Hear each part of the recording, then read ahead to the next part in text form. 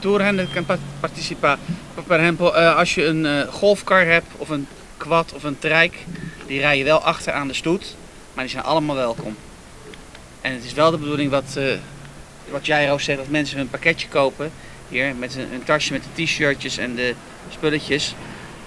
Eén, krijgen mensen waar voor hun geld en wij kunnen alleen maar dit soort activiteiten organiseren als het geld weer terugkomt in het clubhuis, zodat we weer verder kunnen met plannen voor volgend jaar. Wat hij al zegt, wij zijn er al maanden mee bezig met voorbereiden. Nou, wij doen het hier op Bonaire, Aruba doet dat, Curaçao doet dat ieder jaar. En de bedoeling is dat het één groot feest wordt.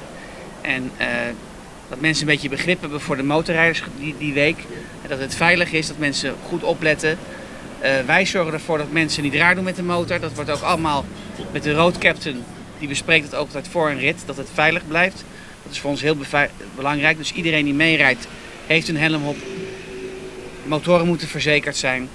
Dus geen onzin, geen gekkigheid. Het moet allemaal gewoon veilig zijn. En ja, wat ik zeg, het wordt gewoon een hartstikke leuke week. Zoals ieder jaar.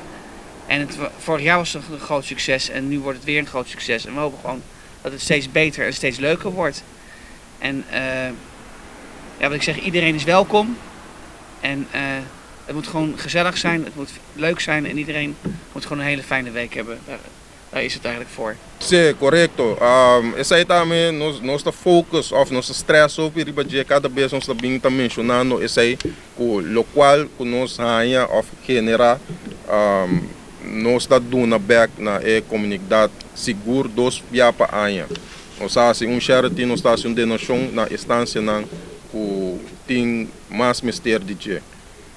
Ja, een gedeelte van de opbrengst gaat ook naar een goed doel weer het komend jaar. Dit jaar is er een groep kinderen op het mbo die willen een studiereis gaan doen. En daar willen wij als club een beetje aan bijdragen om dat meer binnen het bereik te brengen. Wat misschien ook wel even leuk om te zeggen is, het is niet alleen maar voor bikers de komende week. Er zijn heel veel activiteiten 's avonds. Karaoke, een ethisch party, een live optreden van Back on Track. Dus je hoeft niet een motorrijder te zijn om hier 's avonds te komen en te genieten van alle dingen die georganiseerd zijn. Dus het is eigenlijk voor iedereen op Bonaire is welkom. Entree is gratis. Alleen drankjes die moeten hier bij het clubhuis gehaald worden natuurlijk. Want daar betalen wij onze rekeningen van.